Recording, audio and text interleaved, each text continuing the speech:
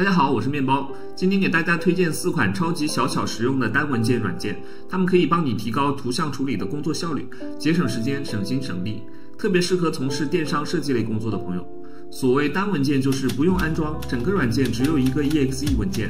打开文件就是运行，删除文件就是卸载，速度快，体积小，绿色环保，体验好。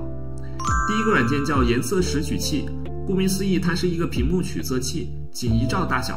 打开软件，如果我们只想知道屏幕上某个颜色的色号，那什么都不用管，把鼠标光标移动到你想要吸取的颜色上，按下 Alt 键就可以吸取光标所指的颜色，然后点下面的按钮复制颜色码到剪贴板。如果需要预览，就要注意软件界面上这里有一个文本和背景是给你预览用的。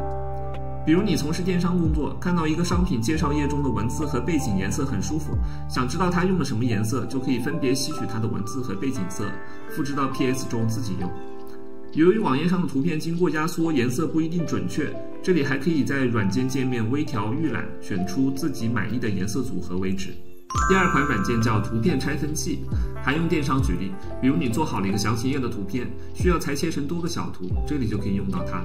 打开软件，把图拖到这里，水平均分就是竖着切几刀，垂直均分就是横着切几刀。自由拆分可以按像素拆分或者等比，横着几刀，竖着几刀都可以。比如你要发朋友圈，就输入2个3，然后按等比均分就会裁切出9张图片。如果输入1个5，一个6，就会裁出30张图片，以此类推。第3款软件 InPaint 是一个去水印工具，它可以简单的去除图片上不想要的元素。虽然效果肯定比不上 Photoshop 里一点一点手动打磨，但应付不太复杂的情况，作为轻量化补充还是不错的。毕竟有些老机器打开最新版 PS 就要等几10秒，太痛苦了。Imagen 是一个开源软件，它可以快速批量压缩图片或转换格式，支持导出3种图片格式。导入后可以单独调整每张图的输出格式及输出质量，从10%到100%，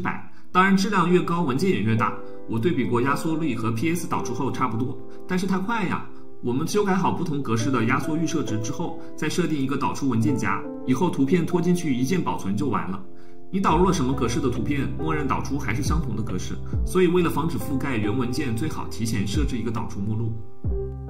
以上软件可以到软件超小杯网站下载，网址请到视频简介中查阅。好了，以上就是本期推荐的几个单文件软件。如果你喜欢这类小巧实用的工具推荐，请留言告诉我，以及点赞订阅。我们下次见，拜拜。